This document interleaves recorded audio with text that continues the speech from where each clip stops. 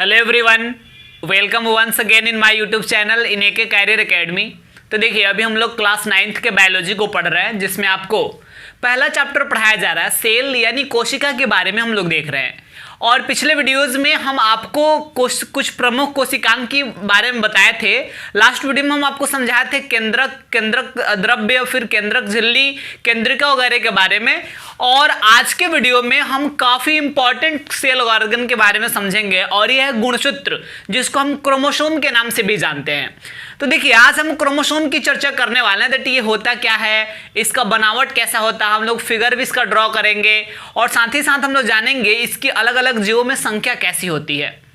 तो देखिए, सबसे पहली चीज कि अगर हम बात करें क्रोमोसोम की, तो ये सेल में पाया कहाँ जाता है।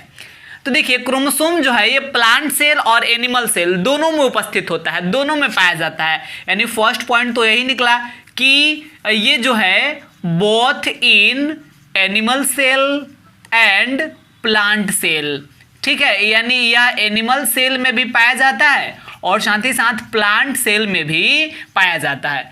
दूसरी चीज कि यह जो है कोशिका में केंद्रक के अंदर पाया जाता है। यानी क्रोमोसोम कोशिका के केंद्रक के अंदर यानी न्यूक्लियस के अंदर जो है उपस्थित होता है, न्यूक्लियस के अंदर पाया जाता है। और आपको बता दें कि यहाँ ये जो मतलब क्रोमोसोम होता है, इसका आकार जो होता है यह मतलब एकदम महीन धागा जिस प्रकार का होता है ना, एकदम पतला सा महीन, उसी प्रकार ये महीन धागे के समान रचना होती है क्रोमोसोम की। और यह लंबी मतलब इसका आकार थोड़ा सा लंबा होता है, और ये काफी अधिक यानी अत्यधिक कुंडलित आकार भी इसका होता है, ठीक है।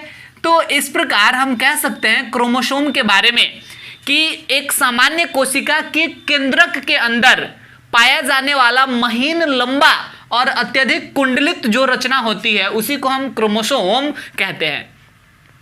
अब आपको हम बता दें कि ये जो क्रोमोसोम है ना, इस क्रोमोसोम के ऊपर जीन पाए जाते हैं। क्रोमोसोम के ऊपर जो है जीन पाए जाते हैं, और यही जीन आनुवांशिक इकाई के नाम से जाने जाते हैं। इसको जेनेटिक्स यूनिट कहा जाता है। यानी जीन को हम क्या बोलते हैं, आनुवांशिक इकाई कहते हैं। और ये जीन पाया कहाँ जाता है, तो क्रोमोसोम के ऊपर। और जीन का काम क्या है, तो ये करता क्या है कि माता पिता के गुणों को उनके संतानों में यानी उनके पुत्र पुत्रियों में संचारित करता है। यानी माता पिता की कुछ जो क्वालिटीज है उसको मतलब उनके होने वाले संतानों में स्थानांतरित करता है। आगे हम लोग पढ़ेंगे क्रोमोसोम के बारे में। क्रोमोसोम दो प्रकार का है, एक तो होता है ऑटोसोम और दूसरा होता है क्या, लिंग क्रोमोसोम। तो ये दोनों में थोड़ा सा डिफरेंस है। ऑटोसोम ही जनरली आनुवांशिक गुणों का हस्तांतरण करता है, बल्कि जो लिंग क्रोमोसोम है वो लिंग निर्धारण का काम करता है। ये अगले वीडियो में हम समझाने वाले हैं। अब आपको हम बता दें क्रोमोसोम में आगे इसके रचना के बारे में। तो देख लीजिए, क्रोमोसोम जो होता है ना, इसके मेनली 4 भाग होते हैं। हम लोग फिगर में भी इसको देखेंगे। क्रोमोसोम के सामान्यता यानी प्रमुख जो है 4 भाग होते हैं। कौन कौन भाग होगा इसका प्रमुख, तो देखिए, इसका सबसे पहला भाग होता है जिसको हम बोलते हैं टेलोमियर।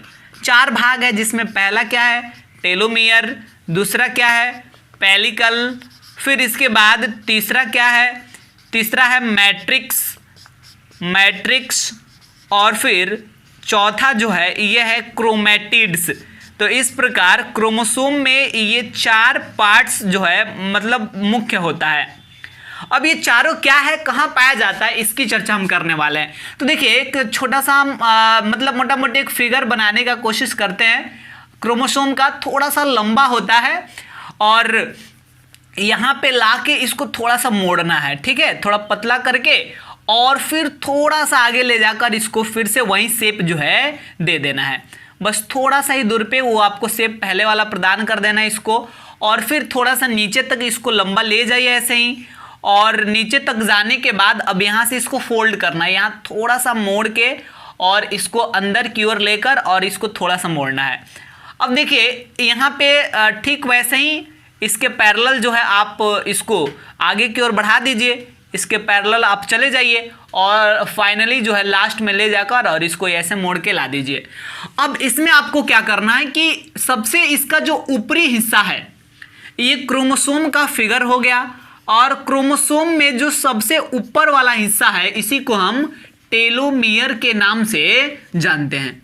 फिर इसके बाद इसका ये जो बाहर का आवरण दिख रहा है आपको, इसके बाहर जो लाइन हम खींचे हैं, इसके बाहरी आवरण को पेलिकल के नाम से जानते हैं। फिर इसके बाद इसके अंदर वाला जो पार्ट है, यानी बाहरी आवरण से भीतर जब हम जा रहे हैं तो इसके आंतरिक हिस्से को हम मैट्रिक्स के नाम से जानते हैं।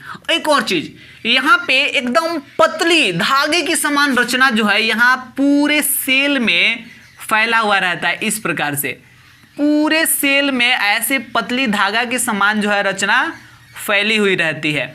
ठीक है, तो आप ऐसे बना लेंगे, इसको दोहरी कर लेंगे, यानी समांतर, एक दूसरे के समांतर ले जाकर और इसको दोहरा, मतलब इसको डबल कर लेना है ऐसे।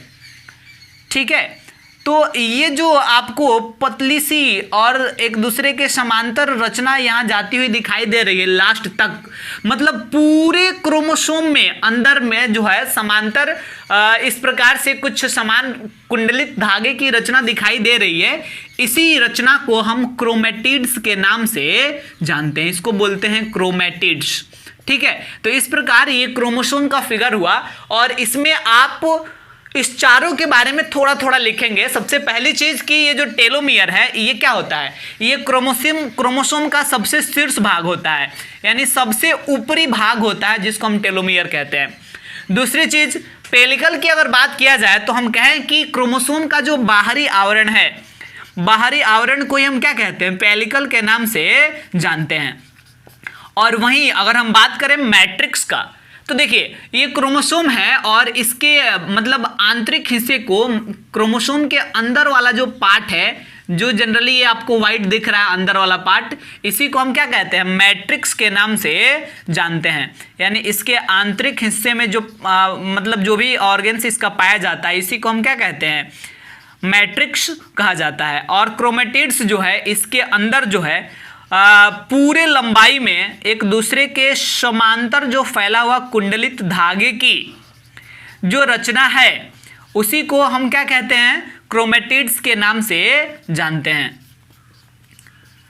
अब यहाँ पे हम आइए आपको बताते हैं कि हम इसको लिखेंगे कैसे। अगर हमको इसे राइट करना है तो हम कैसे लिखेंगे। तो सबसे पहली चीज कि आप हेडिंग बनाएंगे क्रोमोसोम या गुणसूत्र, और इसमें नीचे वाले लाइन में फर्स्ट पॉइंट लिखेंगे कि क्रोमोसोम एक ऐसा कोशिकांग है जो पादप कोशिका और जंतु कोशिका दोनों में पाया जाता है। नेक्स्ट पॉइंट में लिखेंगे कि एक सामान्य कोशिका के केंद्रक में क्रोमोसोम जो है एक महीन, लंबे और अत्यधिक कुंडलित धागे के रूप में दिखाई देते हैं। और नेक्स्ट पॉइंट लिखेंगे कि कोशिका विभाजन के समय क्रोमोसोम जो है स्पष्ट रूप से दिखाई पड़ते हैं। फिर इसके बाद आप नेक्स्ट हेडिंग बनाएंगे क्रोमोसोम की रचना, और इसमें डैश देके लिखेंगे क्रोमोसोम में मुख्यतः 4 निम्नलिखित भाग होता है। 1 नंबर टेलोमियर, और यहाँ डैश देके लिखेंगे कि क्रोमोसोम के सबसे शीर्ष भाग को टेलोमियर कहा जाता है। 2 नंबर लिखेंगे पेलिकल, और यहाँ लिखेंगे कि क्रोमोसोम के बाहरी आवरण को पेलिकल कहते हैं। 3 नंबर लिखेंगे मैट्रिक्स, और इसमें आप लिखेंगे कि पेलिकल, ये जो आपको दिख रहा फिगर में, उस पेलिकल के अंदर वाले, उस पेलिकल से घिरा हुआ जो भाग है उसी को मैट्रिक्स कहते हैं। और 4 नंबर लिखेंगे क्रोमैटिड्स, यानी पूरे क्रोमोसोम की पूरी लंबाई में समांतर कुंडलित धागे के समान की जो रचना होती है उसे ही क्रोमैटिड्स के नाम से जानते हैं। तो अभी हम आपको समझाएं क्रोमोसोम क्या होता है और इसकी रचना के बारे में। अब आइए हम डिस्कस करते हैं थोड़ा सा इसके संख्या के बारे में भी, कि किस जीव में इसकी संख्या कितनी होती है। तो आप यहां भी ध्यान देंगे, यहां से बहुत सारे ऑब्जेक्टिव क्वेश्चंस भी आपके एग्जाम में क्रिएट होते हैं। तो सबसे पहली चीज कि क्या सारे जीवों में क्रोमोसोम की संख्या एक समान ही होता है? नहीं, ऐसा नहीं है। तो फिर क्या होता है? होता क्या है कि विभिन्न जीवों में, अलग अलग जीवों में, चाहे वो प्लांट हो या एनिमल हो, अलग अलग जीवों में इसकी संख्या जो है यह भिन्न भिन्न होती है, यानी इसकी संख्या भी अलग अलग होती है। लेकिन ये निश्चित होता है, जैसे मनुष्य में जितना संख्या होगा प्रत्येक मनुष्य में क्रोमोसोम की उतना ही संख्या होगा, ये निश्चित होता है, उससे कम या अधिक नहीं होगा। सारे जीव में अलग अलग होता है, बट जैसे मान लीजिए कि मनुष्य में 23 जोड़ा होता है तो सारे मनुष्य में 23 जोड़ा ही होगा, कम या अधिक नहीं होगा। तो इसकी संख्या इस प्रकार निश्चित होती है। अब इसके बाद यहाँ सबसे पहले कुछ एग्जाम्पल्स हम आपको बताएंगे। सबसे पहले देख लीजिए, सबसे कम क्रोमोसोम की संख्या आपको अभी बता देते हैं, आप लिखते चलिएगा। आप इसको लिखेंगे कैसे, तो हेडिंग बनाएंगे क्रोमोसोम की संख्या और नीचे फर्स्ट पॉइंट में लिखेंगे कि विभिन्न जीवों में क्रोमोसोम की संख्या भिन्न भिन्न होती है। जैसे सबसे कम क्रोमोसोम ये होता है किसमें, केंचुआ में। किसमें सबसे कम होता है, केंचुआ में, ठीक है। और होता कितना है केंचुआ में, तो केंचुआ में क्रोमोसोम की संख्या होता है मात्र 1 जोड़ा, यानी केवल 2 क्रोमोसोम ही इसमें पाया जाता है।